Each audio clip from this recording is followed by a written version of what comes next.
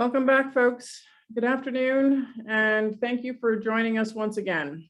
If you were lucky enough to spend the last session with us, you got to hear about a lot of good programs and initiatives that the state of Pennsylvania is addressing right now. We had Senator Cameron Bartolotta that told us not only of legislative issues, but of actual programs and success stories that they're witnessing, they are part of, and frankly could be used as a model for many states nationwide. I often find that these events give us the opportunity to learn a little bit more about whether other practitioners, other organizations, other agencies are moving forward, and we're always pleased to hear of their results and of their success stories.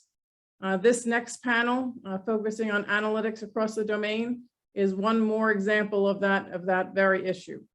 We have one of our member groups, SAS, that will be telling us about their experiences, the challenges that they faced from an operational perspective with some of their case studies, and how they assisted the practitioners in moving forward and solving some of those issues. So we have three representatives that are going to be with us on the panel today. We have Meyer, Director of Industry Consulting at SAS, Juan Colon, National Director of Opioid and Illegal Drug Solutions within SAS, and we have Lieutenant Jason Piotrowski, a Unit Head, Office of Drug Monitoring and Analysis at New Jersey State Police. I should say that Juan Colon was just recently elected to our board of directors, so welcome Juan as our new board member. And to my old peeps at New Jersey State Police, since I come from Jersey, I welcome you as well, Lieutenant. To that end, how we're going to sort of lead this effort is I'm going to ask that each of the panelists tell us a little bit about yourselves, and then I know that there's going to be a couple of slides that we'll refer to and hopefully have a little time for questions thereafter. So I think Kay is with us, though I don't see her. I thought she was starting us off. I'm here. Okay, sorry about that. You're just off my screen, honey. I have questions on the side, so welcome, Kay. Well, thank you very much. I'm going to go ahead and share my screen and make sure that everyone can see it. Is everyone seeing my screen now? Yes. We are, okay, yes. Perfect. Perfect. Well, thank you so much for having us. I know that we are all very glad to be here today. My background and way of introductions, I've been with SAS for about 7 years. I lead an industry consulting team, and most of the people on our team have come out of careers in government in certain policy areas, whether that's healthcare, education, transportation, justice, and public safety. And our roles are to really understand customer challenges and how to align analytic capabilities to help solve those challenges. Prior to joining SAS, I spent about 20 years in North Carolina state government, where I helped build North Carolina's Enterprise Analytics Program, which is an effort at sharing data across all of our agency domains to transform the way North Carolina does business. And one of those projects was involving an enterprise criminal justice system for the state. So I'm very excited to be here today to talk a little bit about analytics across the domains. So Juan, I'll turn it over to you for introductions. Sure, thank you. And good afternoon, everyone. Pleasure to be with you. I'm an industry consultant with SAS within the Justice and Public Safety team. I joined SAS 3.5 years ago, and my responsibility basically within SAS is to help develop technology solutions around public safety and even homeland security type of issues. So I leveraged my experience as I spent 25 years with the state police. I retired as a major, started out like any typical trooper, road duty, patrolling the interstates, encountering criminals transporting all kinds of drugs and contraband and weapons for a number of years before moving on to the intelligence services section, serving as an intelligence officer and also operating in an undercover capacity, infiltrating street gangs as well as organized crime members. I moved on to the State Fusion Center, where I spent half of my career playing a variety of different roles and really understanding some of the challenges that you encounter when it comes to information sharing, technology, and of course, managing data and intelligence production. I ended off my career as the Attorney General's drug policy advisor, and that came about as a result of my involvement with what I would call what we saw the initial indicators of the opioid epidemic. And I'll be speaking a little more about that, and I'll turn it over now to Jason Piotrowski. Good afternoon, everyone. My name is Lieutenant Jason Piotrowski of the New Jersey State Police. I started my law enforcement career in 1995 at the Jersey Shore at Seaside Heights. I'm sure everyone may have heard of that at one point or another. I was a general duty road trooper beginning in 2001, and I joined, sorry for me not to call him Major Cologne, I joined Juan at the Fusion Center in 2006, and I've been there since 2006. In 2014, I was recruited to work on the overdose epidemic, and I have been the unit head of the drug monitoring initiative, really focused on the opioid epidemic and mitigating community drug harms and really understanding the supply and demand aspects. And as I will get into later, the across domain sharing has just been vital for us, and we collect a lot of data and perform a lot of data analysis, and we'll be talking about that in a little bit. Great, thank you guys both so much. So let's talk a little bit about why data sharing and data across the domains can sort of change the way that we look at our business decisions and how we do our business for government. I think when we think a little bit about the way typically we have done business in the past, our data is often captured, created, collected in siloed transactional systems that are very much built for purpose to meet specific needs across very many government operations. But I'm sure you can all imagine, in any decision that you make in any part of your life, you try to understand as much information as you can about those decisions. I think about even the idea of, purchasing a home.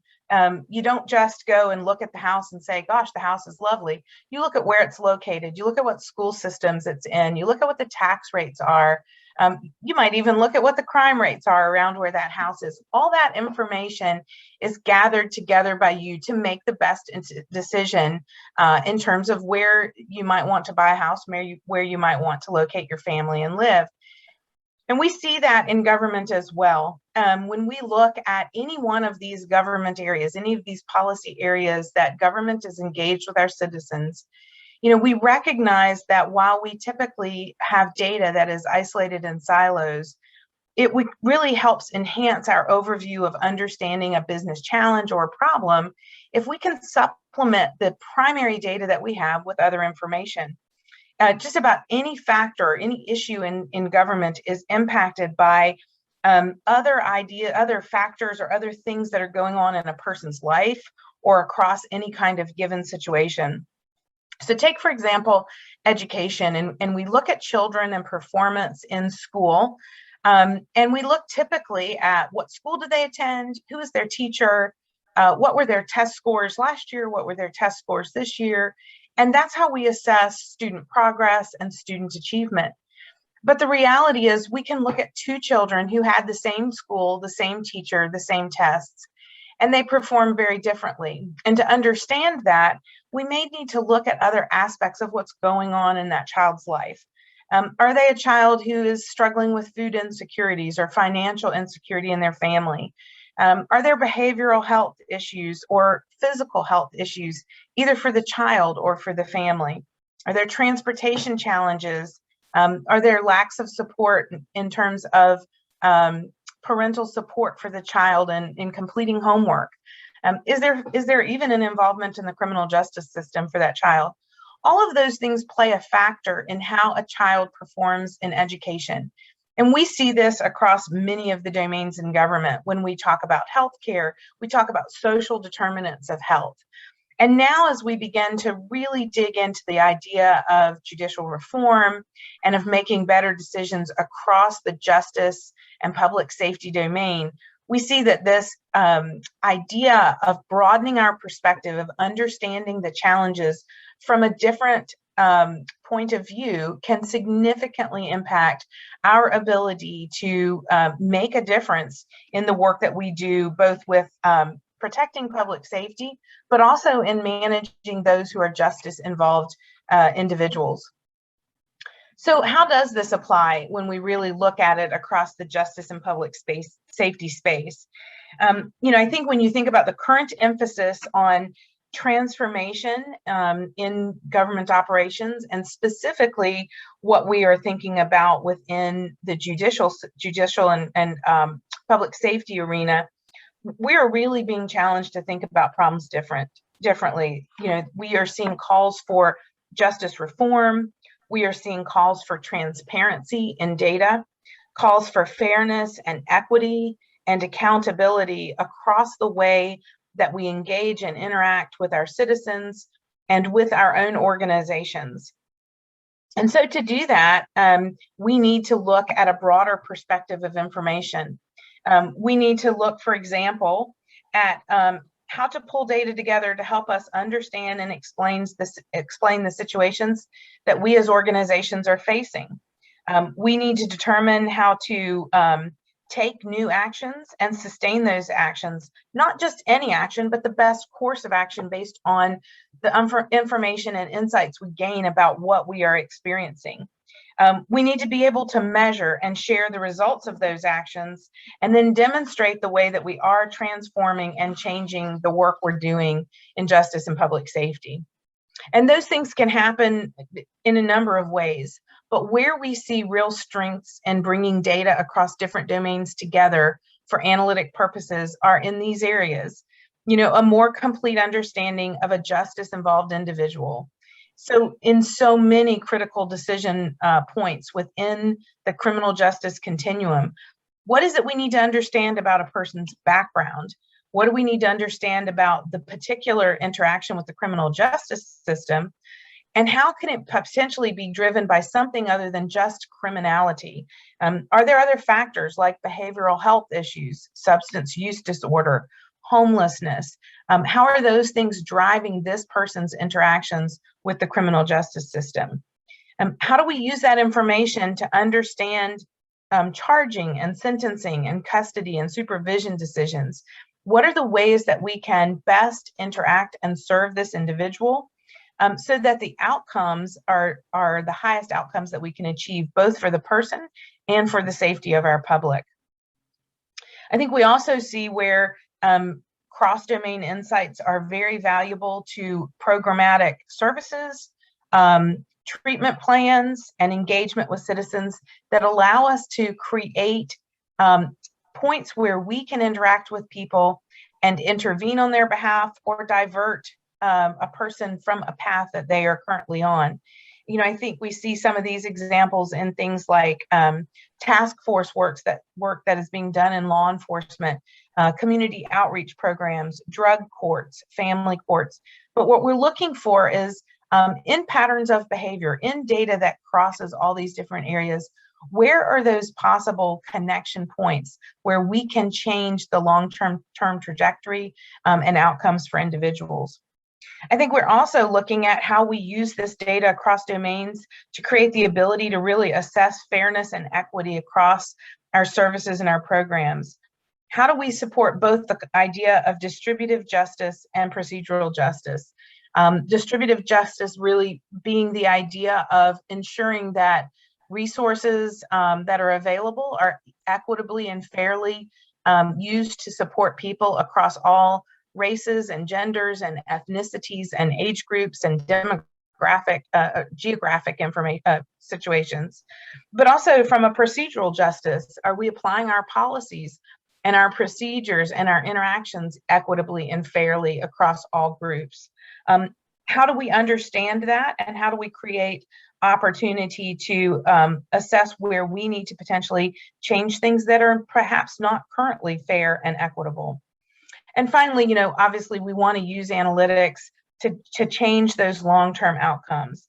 How do we use information from a broader set of data that lets us do things like reduce crime, reduce incarceration, reduce recidivism, increase our engagement with communities, and build trust with the people that we serve. And all of those things come from more enhanced, broader knowledge. And that comes from finding the ways to engage stakeholders, to build opportunities to share data, and to find the insights that that shared data can provide that we may not be able to see in other ways.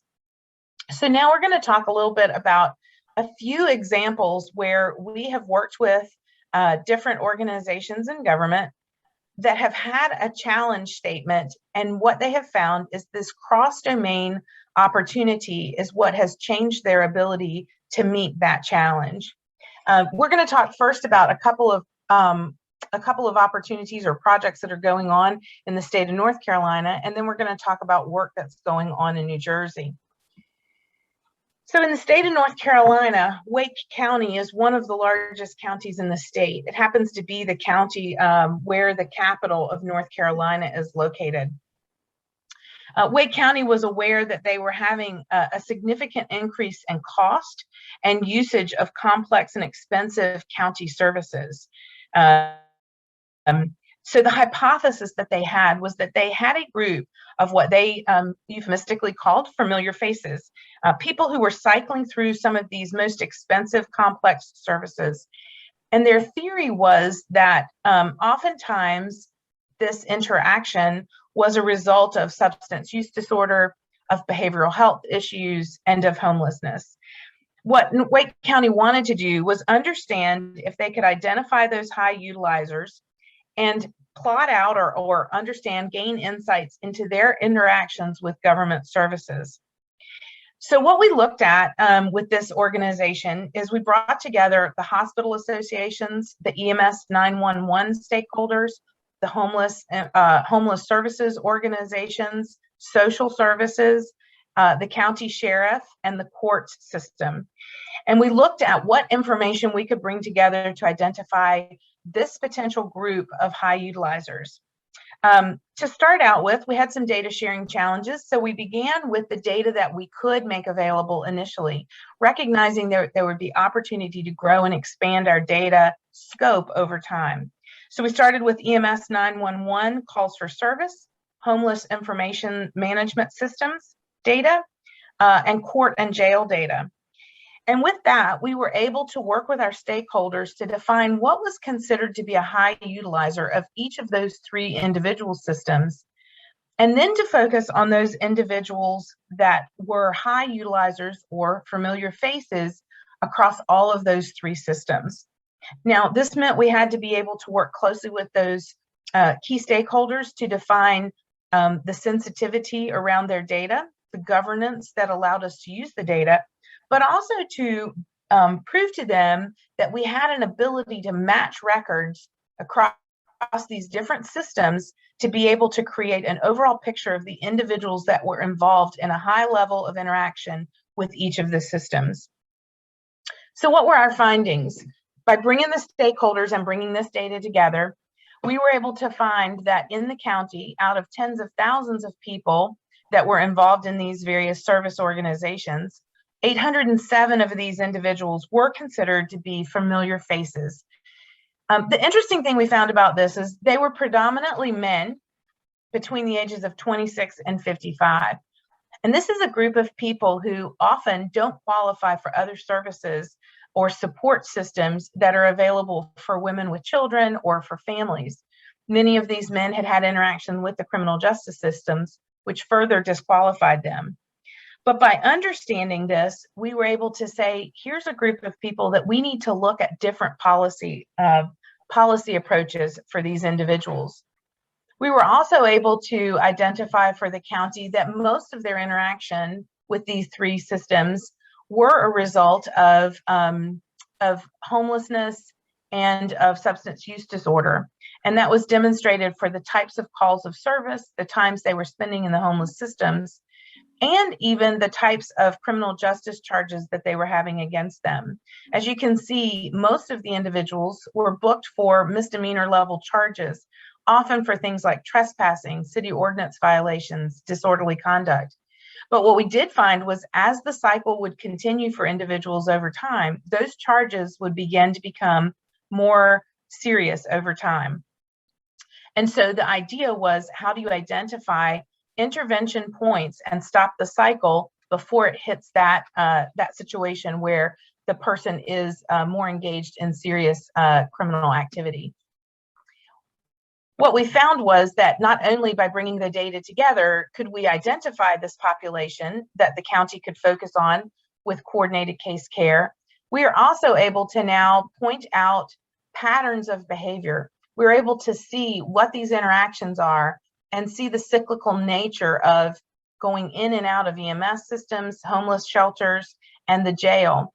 And the coordinated case care managers are now able to understand how changing their intervention points, providing more comprehensive supportive services in terms of housing, mental health, substance use disorder treatment and services, even occupational and vocational treatment, how that can help stabilize these individuals, change this cycle, and ultimately save the county money, but improve the quality of life for these individuals as well. The result of this project is that the additional stakeholders, the hospital systems, the social service programs, are now looking to engage and add their data to the program, and they're looking to operationalize it so that on an ongoing basis, they have the ability to quickly identify those key individuals who need a little extra support. Similarly, in Durham, the city of Durham, which is also in North Carolina, we had a hypothesis in Durham where they wanted to understand better the factors that were impacting misdemeanor level crime in their city. They wanted to understand what was impacting arrest rates, conviction rates, and the likelihoods of rearrest for individuals who were involved in misdemeanor crime. In this situation, we brought together data that was demographic and geographic in nature. We brought information together from the police department as well as the courts system and the sheriff's office, and began to look at how we understood misdemeanor crime at a greater level. We did find that there were key factors associated in misdemeanor crime in the city of Durham. Geography played a significant role in the level and severity of that misdemeanor crime. Race and ethnicity were also a factor. But the interesting thing that we found was it was not just a factor in the arrests for the crime, but those factors played a significant difference in whether or not someone arrested for misdemeanor crime was subsequently convicted, and what that sentencing was as a result of that conviction. The city was able to plot the impact of the type of crime, age, gender, race, ethnicity, to understand whether or not that initial interaction with the criminal justice system for misdemeanor crime would create a greater likelihood that the person would be rearrested in the future. And this information allows the city to now begin to understand how they change policy and procedure to potentially find points of intervention, again, to change that long-term path or trajectory for individuals. So the city began with a hypothesis, pulled data from across these domains together, and now has a much clearer understanding of where you can potentially redirect those who are involved in misdemeanor crime to avoid that more serious interaction at a later date. And based on that, Durham is also looking now to bring data from across a number of different areas to focus on improvements and transformation in their policing practices. And so again, the lessons learned from one initial business question that could be answered with cross-domain information is leading to broader understanding of other problems within the department. Now, I think a great example of this is the New Jersey story, where New Jersey wanted to focus on their challenges that they were having with opioids and illicit drugs, started with one focus area, and then grew that into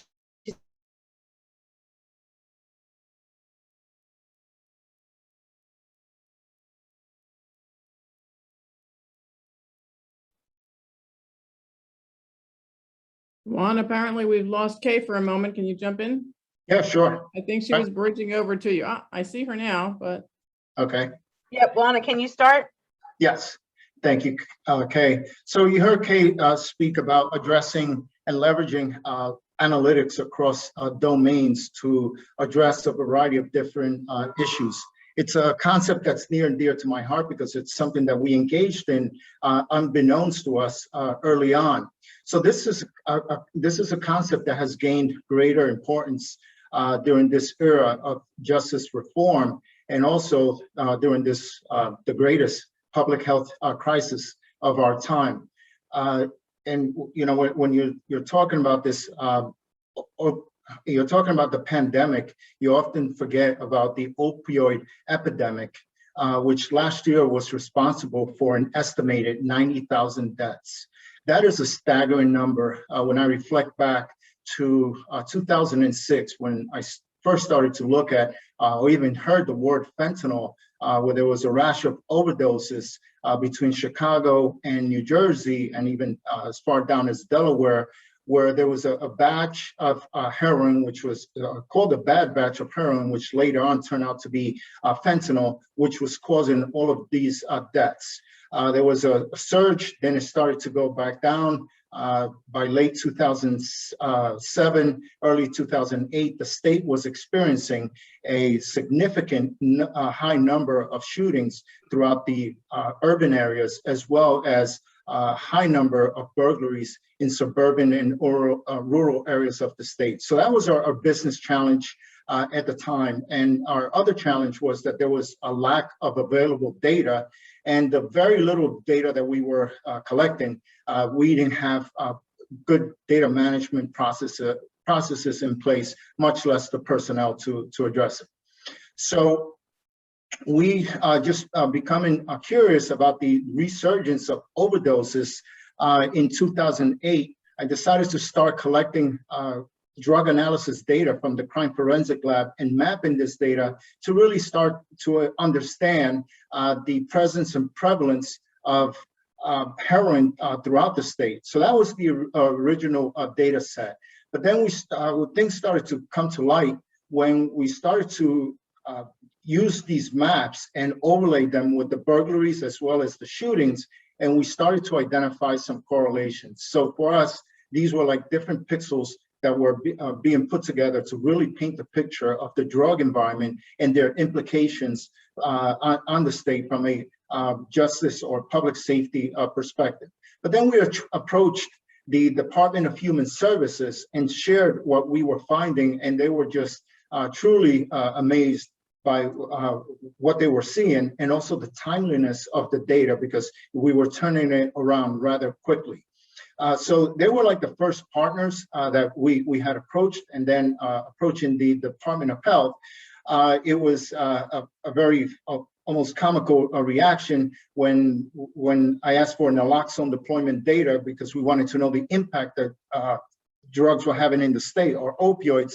And their impression was that we were looking to develop cases to put people behind bars. Clearly not the case. And we established a working relationship where eventually we were started to receive the data, and overcoming that trust issue was a bit of a challenge at first. The other challenge that we faced internally was not having a good requirements process to understand the needs of our constituents that we were looking to serve, but we were able to really establish that in time. And then the last challenge was, of course, when the floodgates opened, that we started to receive a lot of the data that we were collecting. We had no codified, established process or workflow to manage all of this data. And we were essentially collecting data that was collecting dust. And we had to automate a lot of these processes, leveraging technology to be able to allow the systems to do the work, the manual work that analysts were doing, because it's just not humanly possible to clean all that data, analyze it, and get the reports out in time. So technology played a big role. So this started to grow our our constituents, and not just in the state of New Jersey, but then also beyond to include other states and even the federal government, where the DEA became one of our customers as they were looking at the fentanyl analogs that we were identifying. So overall, we were able to codify this process and enhance investigations, while at the same time help our public health partners to reduce the number of overdoses, get people the treatment that they needed to get them out of that cycle of addiction. So I'm going to turn it over now to Lieutenant Piotrowski, who's going to speak about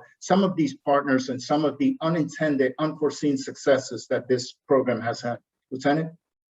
All right, thanks, Juan. Thanks, Kay. So yeah, I'm going to give some specific examples of how cross-domain data sharing and analytics has been a great benefit to us in New Jersey and how it can be a very powerful strategy. So from my experience, multi-domain and data-driven approaches, what they do is they support informed and holistic government service, and they can amplify any agency's positive impacts and outcomes. And I'm going to go through some examples of how we accomplish that.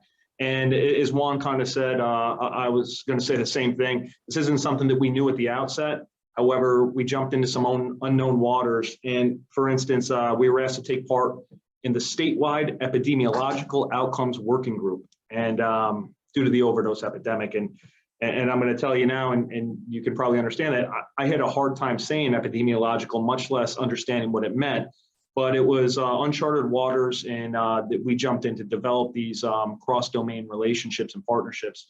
And I think that's important. You know, you're not always going to be comfortable. You might be out of your depth or your element, and I certainly was. But they've been very fruitful relationships, and you'll see how. We continue to engage with other non-traditional partners, such as treatment and prevention entities, county drug coalitions, municipal alliances. And what was expressed to us through dialogue was that our knowledge and data and turning data into intelligence, that was vitally important to their mission. They could serve their clients better, who are also our clients. And if they knew what we knew, if they had the information we had. And they very assertively asked us to take the lead on this. We thought of it as a partnership, and they said, you know, we really need your information. Please take the lead on this. And so we did. And we created the Health and Prevention Sharing Network. And what that is every month we convened a virtual meeting, and we advised our new partners of the current and evolving drug trends and patterns from the data we were collecting. As Juan mentioned, we had established a data use agreement with the Department of Health. So we were looking at their naloxone data. We were looking at law enforcement naloxone data as well. So we were combining that information. We were getting all the criminal forensic labs in the state. We were getting all their information, a lot of it on a daily basis. So we saw any new drugs, when fentanyl hit, and we did reports every month, it's up to 20%, it's up to 30%, whatever the case may be. New fentanyls coming out, dangerous fentanyls, synthetic cannabinoids, cathinones. Anytime any new drug was coming into the forensic labs, and it's going to keep happening now. We can demonstrate that, but we were able to inform people and give them the information they needed, specifically, the people out there in prevention and treatment. It grew to the point where we had experts from all over the country coming on to brief, and just one such example among many, when vaping became a public health issue, we had Dr. Michelle Pease from Virginia Commonwealth University, who was ahead of most on that topic, come in to brief our group, and we've had many other experts from all over the country kind of jump in. This cross-domain sharing in this new group really stepped up and hit the gas when COVID hit, and we started meeting weekly instead of monthly, because substance use disorder population, they were disproportionately affected by this, right? They could no longer attend meetings, see doctors, get medications, or generally referred to. There were a lot more barriers to treatment. Couldn't get naloxone as easily. So to identify all the necessary resources that we could provide that population, we got together with our HPSN group and all these different partners, and we created a 60+ page resource guide. Everyone contributed to it, and anywhere where you could find the resources you needed. And the guide was requested and produced in Spanish as well. It was disseminated widely throughout the country, really. While it was Jersey-centric, we obviously included any and all resources, so a lot of people felt that it was valuable to disseminate.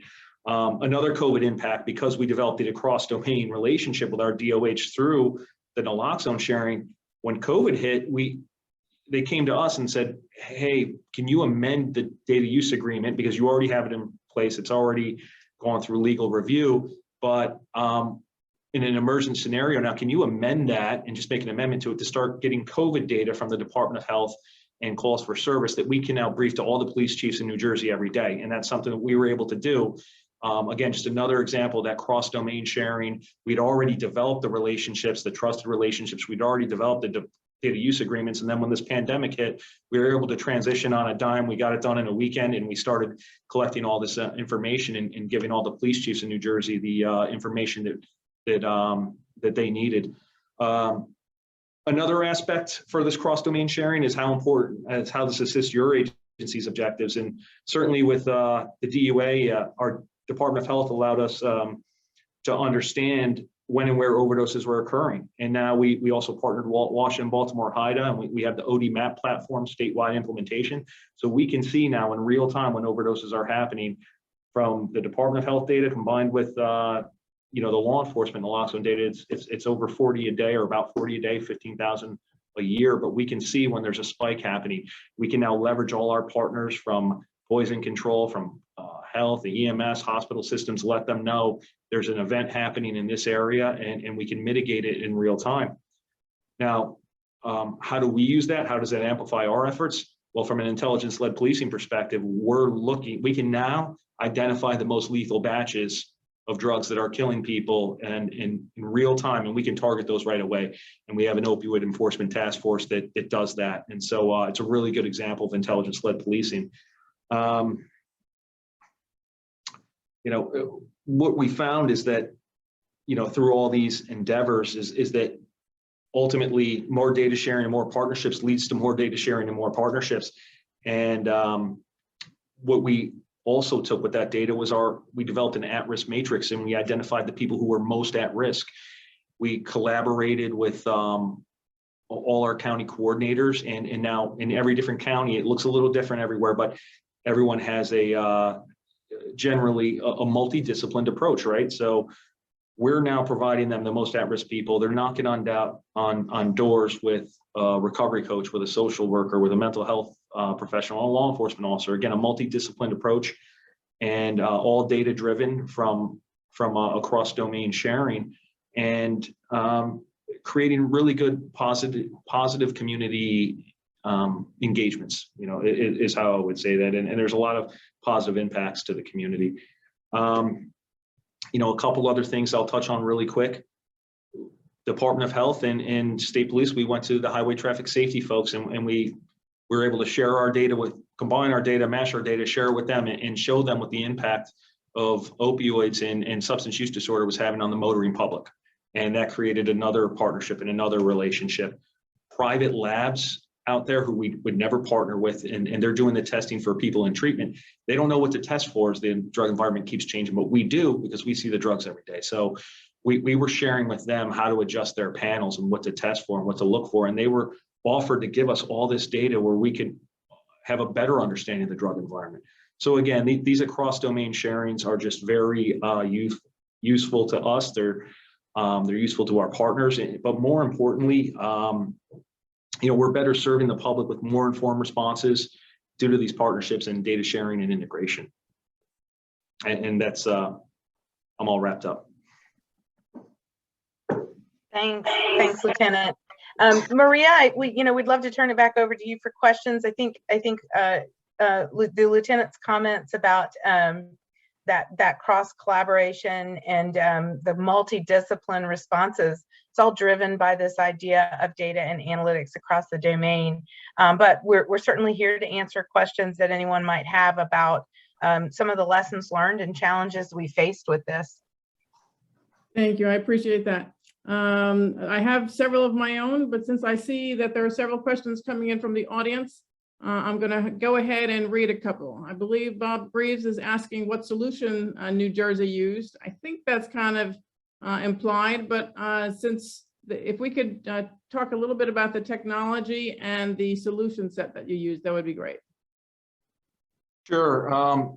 Well, we did turn to SaaS, and we created an integrated drug awareness dashboard. And so just to give an example of some of the data sets we're doing, it's a department-wide project. It's not Division of State Police. So prescription drug monitoring data is very important, and identifying really if there's bad doctors out there, or where the opioid prescriptions are and things like that. So there's 13 million records a year. That's one data set that goes into the system that we don't even own. Now we have visibility on it, where opioid prescriptions are they going up? Are they going down? Where are we going to see need more resources for substance use disorder? But we also have arrest data going in there. And that had to be run through the FBI, and but that was all done. And we have all our criminal forensic lab data that I mentioned before. So now that's automated, and every day, all the forensic lab samples that are getting tested, they're uploaded that night, and we can see what drugs are out there, and we can see if different drugs are going up. We can see if people are putting fentanyl in the cocaine or fentanyl in the methamphetamine, and different drug trends and patterns, and that's happening automated on a daily basis for us. Naloxone data is in there, and there's other data sets, but it's really, Juan mentioned this before, instead of our analysts kind of doing the work, we're having leveraging technology. That's been vital to our mission. Wonderful. You spoke to this a little bit, but with regard to the challenges that you faced and what is traditionally sort of turf issues between agencies, between jurisdictions, between data owners, how did you bridge that gap? How did you win the war? Who's that question I'll jump for? on that simultaneously, or take it one by one. So I can start, and then Lieutenant and Juan, if y'all want to jump in. But I think the questions are, the idea of the merits of incremental and iterative development is a huge one there.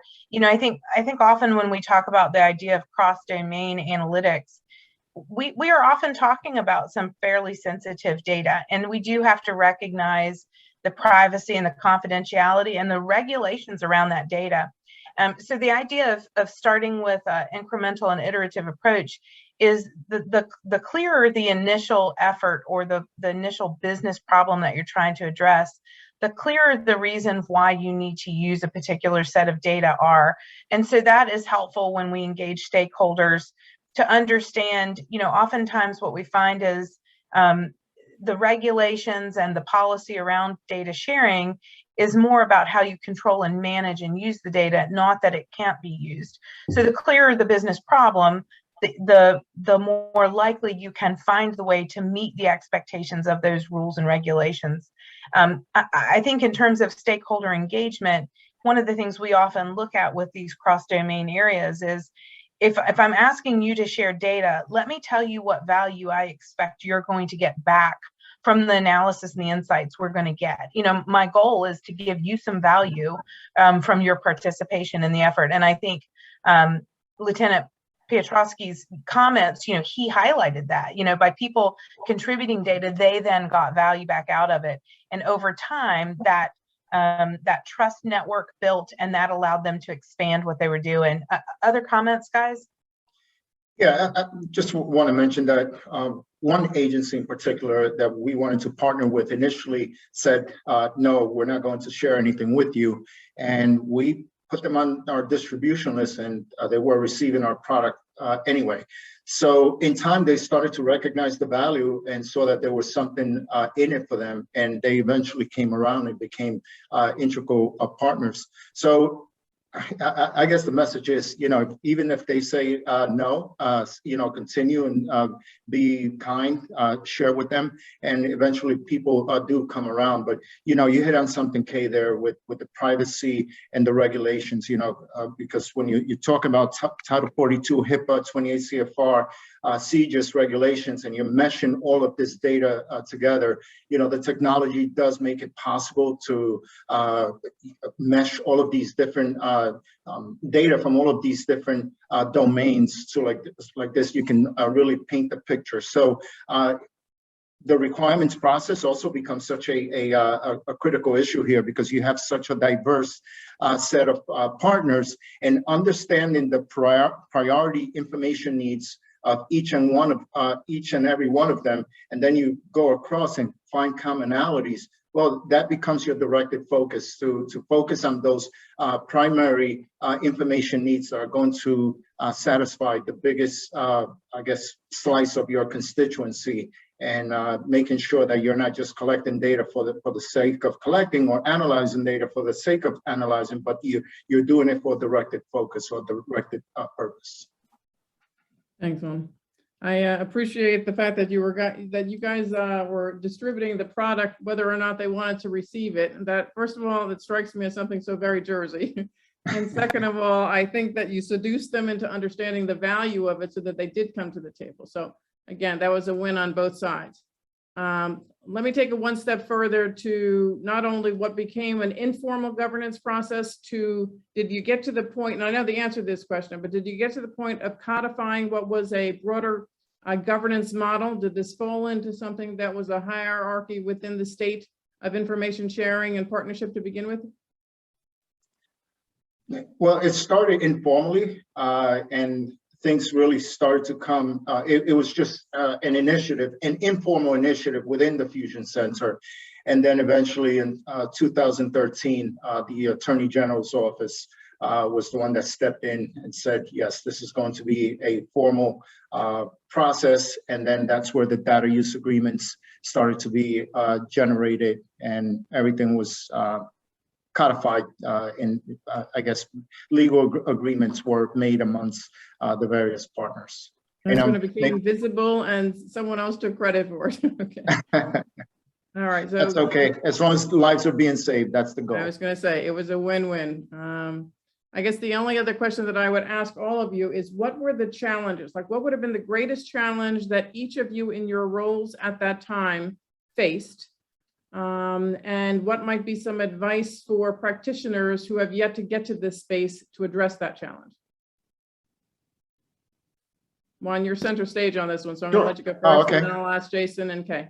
Sure. So overcoming the trust issues and developing so many partners, the influx of data was by far the biggest challenge that I can speak to. I mean, the people were great. And the meetings, as the lieutenant was just talking about, but internally we had our business problem, but our internal challenges were just so great in trying to collect that data, to reduce that data to action timeline was really challenging. Even though the partners were contributing personnel, it just wasn't humanly possible to do it. So technology really played a role in automating those workflows and manual processes to make things happen. And shall I assume that post-technology, you still engaged in what would then be training for all those practitioners that were engaged in this? And I don't mean training of the tool, but training of the processes, sort of the mentality. It becomes a analytic training in and of itself. I'm sorry, I thought you were addressing that to Kay. Actually, I was addressing it to you as a follow-up, but I'm going to go back to, yeah. I promise I'll go back to them. Yeah, so there was a lot of training and awareness in the meetings that the lieutenant was just talking about, educating them on what the Fusion Center is, what we were doing with the data, and then how to better use the data. There was a lot of training that went on in the course of establishing these partnerships, and they became better partners, better contributors of the data, and really aligning the data that they were providing to us. It just made it so much easier to ingest the data and produce the products that we were producing. So yes, there was a lot of training externally, but then we also had to become familiar with their internal processes and where the guide rails were that we can operate within as well. Wonderful, thank you. Lieutenant, your challenges and how you might have addressed them? That you want to share? And this came up, a couple times already, and Doug from Colorado was a great question, because certainly building those trusting relationships, that was very difficult in the beginning, and you want to get to the point where you can have an agreement to get the data. Then you have a whole nother challenge, but that's a problem that we had. It's a problem we still have, because there's always partners we want to bring on, and it's a problem we're going to continue to have. But we just keep coming up with olive branches, and we just keep reaching out, and we just keep kind of showing our cards, and then the data issue. And once you build those bridges and those partnerships, and you agree to share data, yeah, that's certainly an issue. And where we're at now, there's still things we can do. We can still bring in hospital data. We can still bring in a lot of different data sets that we'd like to bring in. And it can seem very daunting. In the one quote I love and that I use a lot is, you know, how do you eat an elephant? It's just one bite at a time. You're not going to do it overnight, but you can get one data set and you can build one relationship, and you can get another data set and build another relationship, and you can start putting these together with some of your data, and you can really see some insights there, and you can start sharing out your successes, and then more people want to join in. And so yeah, just one bite at a time. Sounds great. Thank you. Kay? Yeah, I think these gentlemen have hit the nail on the head. You know, Juan said we need technology to enable data sharing and allow it to happen. But I would say that the biggest challenge is that this isn't a technology problem, it's a people problem. You know, technology does exist to bring this data together and to automate that process, to provide governance and control. We have to overcome our long-seated tendencies to protect and isolate and hoard data. We need to be data stewards rather than data owners, you know, so that we are looking for the use of the data for the good of not just our government operations, but for our citizen population. And there is an ethical balance there. And I think that we, as key stakeholders, have got to, again, bring the right people to the table to understand what's going to be achieved by bringing the data together, but how we're going to manage and govern appropriate, positive use of that data for purposes that serve our citizens. Hey, we didn't even practice that, but you tied that bow wonderfully. You brought in the themes of yesterday, of today, and now even through the example of these projects. So I thank you, and I thank Juan, and I thank the Lieutenant very much. We appreciate the lessons that you were able to share with us, your experiences, and the great model that you provided the IDIS community. Thank you. Thanks for having us. No worries. To the rest of the audience, we appreciate you spending this session with us. We will be returning at 2:45 to have other practitioner organizations, to include IACP, APPA, National Center for State Courts, and Brooks Bawden, and more. And we will chat about, again, we'll continue the dialogue with those practitioner organizations to understand what their membership challenges are, what their priorities might be, and how the IDIS community might be able to help them. So I urge you to stick around, take a break, stretch your legs, but return with us at 2:45. Thank you all very much.